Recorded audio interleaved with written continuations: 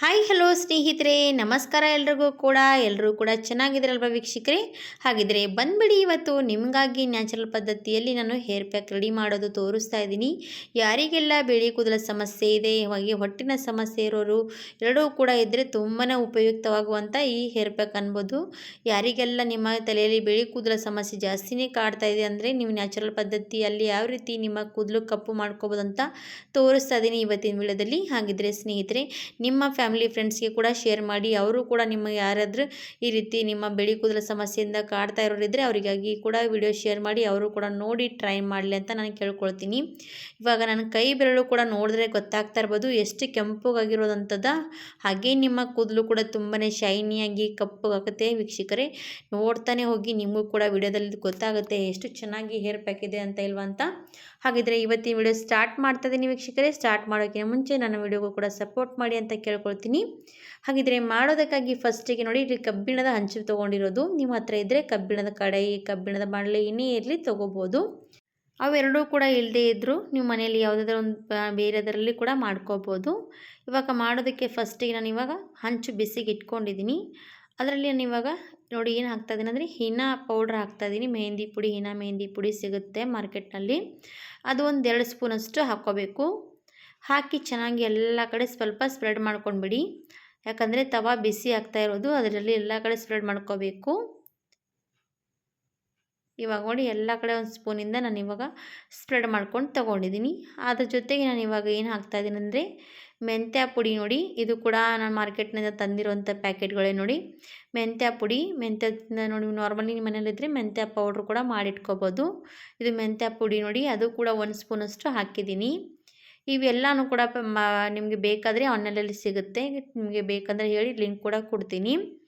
ಇವಾಗ ನೋಡಿ, ನಾನು ಎರಡೂ ಕೂಡ ಹಾಕ್ಕೊಂಡು ಚೆನ್ನಾಗಿ ಸ್ವಲ್ಪ ಸಣ್ಣ ಉರಿ ಇಟ್ಕೊಂಡೆ ನಾನು ಇವಾಗ ಕೈ ಆಡಿಸ್ತಾ ಇದ್ದೀನಿ. ಅದರ ಜೊತೆಗೆ ಏನು ಹಾಕಬೇಕಂದ್ರೆ ನೋಡಿ, ನೆಲ್ಲಿಕಾಯಿ ಪುಡಿ ನೋಡಿ, ಅವಳ ಪುಡಿ ಅಂತೀವಲ್ವ, ಅದು ಕೂಡ ಹಾಕ್ಕೋಬೇಕು. ಅದು ಕೂಡ 1 ಸ್ಪೂನಷ್ಟು ಹಾಕ್ಕೊಂಡ್ರೆ ಸಾಕಾಗುತ್ತೆ. ನಾನು ಇವಾಗ ಕಡಿಮೆ ಪ್ರಮಾಣದಲ್ಲಿ ಮಾಡಿ ತೋರಿಸ್ತಾ ಇದ್ದೀನಿ.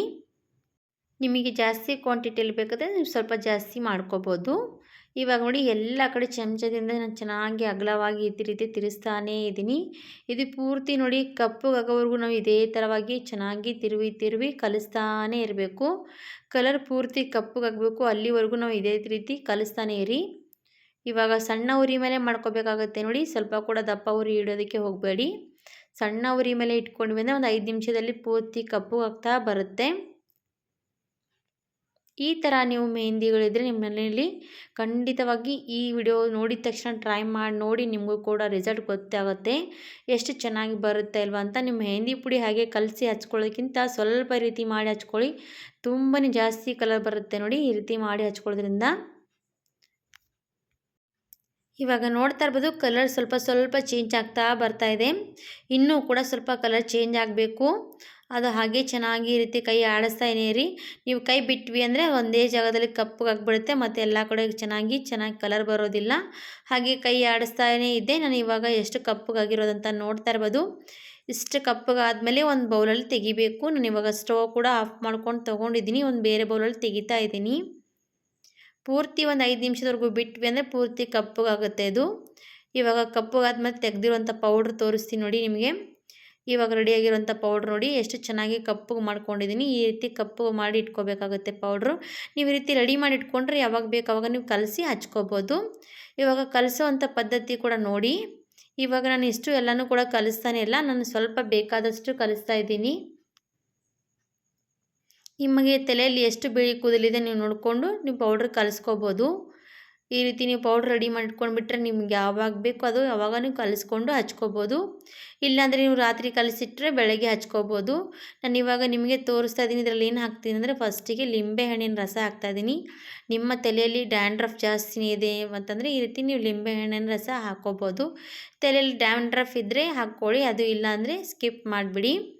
ಆಮೇಲೆ ಅದ್ರ ಜೊತೆಗೆ ನಾನು ಅಲೆವಾರ ಜೆಲ್ ಹಾಕ್ತಾಯಿದ್ದೀನಿ ನೋಡಿ. ನೀವು ಅಲೆವಾರ ಜೆಲ್ ಹಾಕ್ತಿರಲ್ಲ ಅದ್ರದ್ದು ತುಂಬಾ ಎಫೆಕ್ಟ್ ಸಿಗುತ್ತೆ. ಯಾಕಂದರೆ ನಮ್ಮ ಅಲೆವಾರ ಜೆಲ್ ನಮ್ಮ ತಲೆಗೆ ಕೂದಲು ಕೂಡ ಗ್ರೋತ್ ಆಗುತ್ತೆ, ಕೂದಲು ಕೂಡ ತುಂಬಾ ಶೈನಿ ಆಗುತ್ತೆ ನೋಡಿ, ಅದಕ್ಕಾಗಿ ಹಾಕ್ತಾಯಿದ್ದೀನಿ. ಇವಾಗ ಎಲೋವೆರಾ ಜೆಲ್ ಕೂಡ ಹಾಕಿದ್ದೀನಿ. ನೋಡಿ ಕಲಸುವಾಗ ಬೇಕಾದರೆ ಕಡಿಮೆ ಜಾಸ್ತಿ ಹಾಕ್ಕೋಬೋದು. ನಿಮ್ಮ ಹತ್ರ ಇದ್ದರೆ ಫ್ರೆಶ್ ಎಲೋವೆರಾ ಜೆಲ್ ಕೂಡ ಹಾಕ್ಕೊಳ್ಳಿ. ಗಿಡದಿಂದ ಕಡ್ದಿರೋಂಥ ಎಲೋವೆರಾ ಜೆಲ್ ಮತ್ತೆ ಜಾಸ್ತಿ ಚೆನ್ನಾಗಿ ಬರುತ್ತೆ. ಅದು ಇದ್ದರೆ ಅದು ಕೂಡ ಹಾಕ್ಕೋಬೋದು. ಹಾಗೆ ನೋಡಿ ನಾನು ಎಲ್ಲನೂ ಕೂಡ ಚೆನ್ನಾಗಿ ಮಿಕ್ಸ್ ಮಾಡಿದ್ದೀನಿ.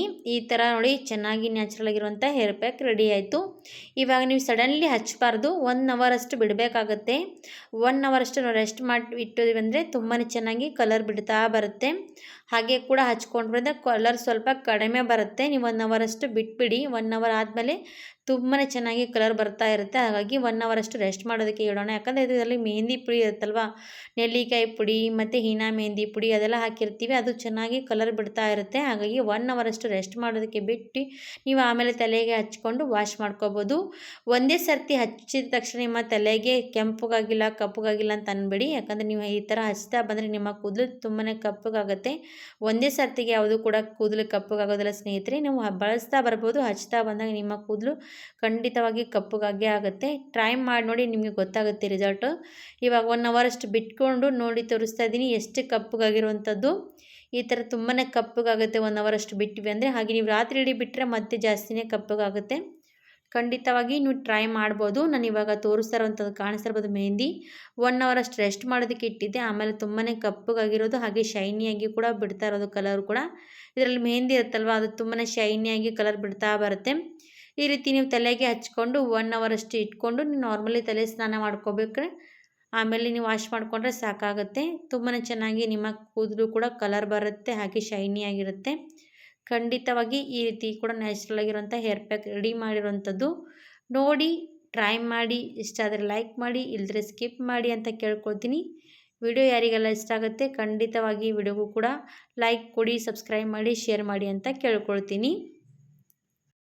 ಹಾಗಿದ್ರೆ ಇವತ್ತಿನ ವಿಡಿಯೋ ಇಲ್ಲಿಗೆ ಮುಗಿಸ್ತೀನಿ ಸ್ನೇಹಿತರೆ. ಧನ್ಯವಾದ.